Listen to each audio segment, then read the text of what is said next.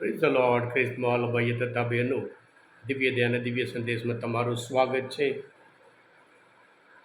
જુલાઈ 24મી તારીખ. તમારા બાઇબલ લઈ લો. માથુનો ગ્રંથ 13મો અધ્યાય 10થી 17મી કલમ સુધી.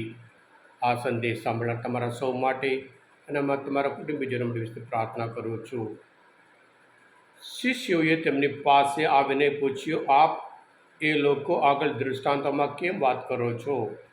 ત્યારે ઈસુએ જવાબ આપ્યો, તમને ઈશ્વરના રાજ્યના રહસ્ય જાણવાનું સદભાગ્ય પ્રાપ્ત થયું છે, પણ એ લોકોને નથી થયું. કારણ જેની પાસે હશે તેને બધું આપવામાં આવશે અને તેના ભંડાર ભરાશે, અને જેની પાસે નથી તેની પાસે જે કંઈ છે તે પણ લઈ લેવામાં આવશે. એટલે હું એ લોકો આગળ દૃષ્ટાંતોમાં વાત કરું છું, કારણ તેઓ જુએ છે પણ દેખતા નથી, સાંભળે છે પણ સાંભળતા નથી, તેમ સમજતા પણ નથી. એમની બાબતમાં પૈગંબર યશાયાની અગમવાણી સાચી પડે છે કે તમે ગમે તેટલું સાંભળ કરો પણ કશું સમજશો નહીં. તમે ગમે એટલું જો કરો પણ કશું સૂઝશે નહીં. કારણ એ લોકોનું મન જડ થઈ ગયું છે, તેમના કાન બહેર મારી ગયા છે, અને પોતાની આંખો તેમણે બંધ કરી દીધા છે. રખે તે કદાચ તેમની આંખો જોવા પામે, કાન સાંભળે, પણ તેમનું મન સમજે, અને તેઓ પાછા વળે, અને હું તેમને સાજા કરું. પણ ધન્ય છે તમારી આંખો જે દેખે છે અને કાન જે સાંભળે છે. હું તમને સાચું કહું છું, કેટલાય પૈગંબરો, સાધુજનો તમે જે જુઓ છો તે જોવાની ઝંખના કરતા હતા, પણ જોવા પામ્યા નહોતા. તમે જે સાંભળો છો એ સાંભળવા ઝંખતા હતા, પણ સાંભળવા પામ્યા નહોતા. આ પ્રભુની વાણી છે, તે આપણો આધાર છે. ખ્રિસ્તમાં ભાઈ તમેનું છેલ્લું વાક્ય, તમે ધન્ય છે જે જુઓ છો અને જે સાંભળો છો. જૂના કરારમાં ઘણા બધા લોકો મસીહાની રાહ જોતા હતા, પણ તેઓ મસીહાનું દર્શન પામી શક્યા જ નહીં.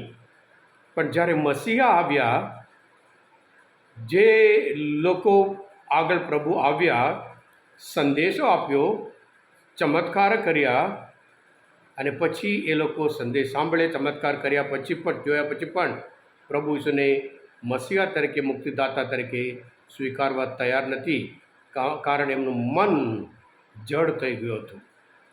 ખ્રિસ્તમાલાભાઈ તમેનો એક વખત એક મોટી મીટિંગમાં, સ્કૂલમાં એક રાજકર્તાઓને બોલાવ્યા હતા.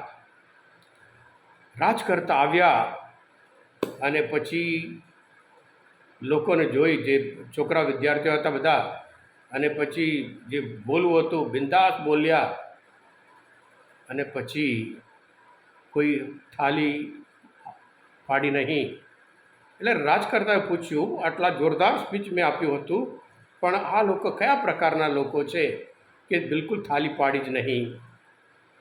ત્યારે આચાર્યએ કહ્યું, સાહેબ, પહેલાં એક દાતા, આ બધા મૂંગા બહેરાની સ્કૂલ છે, આટલી મોટી સંખ્યામાં, એક દાતાએ આ બધા માટે હિયરિંગ મશીન આપ્યું છે.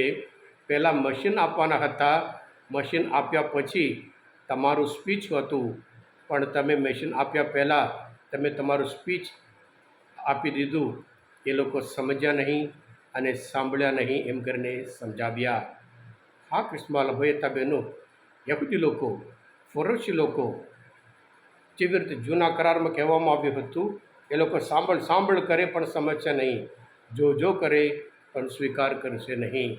પ્રભુ ઈસુ એક મહાન અને ગ્રેટેસ્ટ સ્ટોરી ટેલર કહેવાય.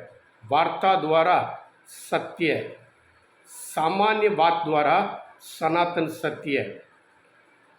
13મો અધ્યાય આપણે ગઈકાલે જોયું હતું, ખેડૂત અને વાવન બધા લોકો જોઈ શકે. એના દ્વારા જે જોઈ, દૃષ્ટાંત શું છે?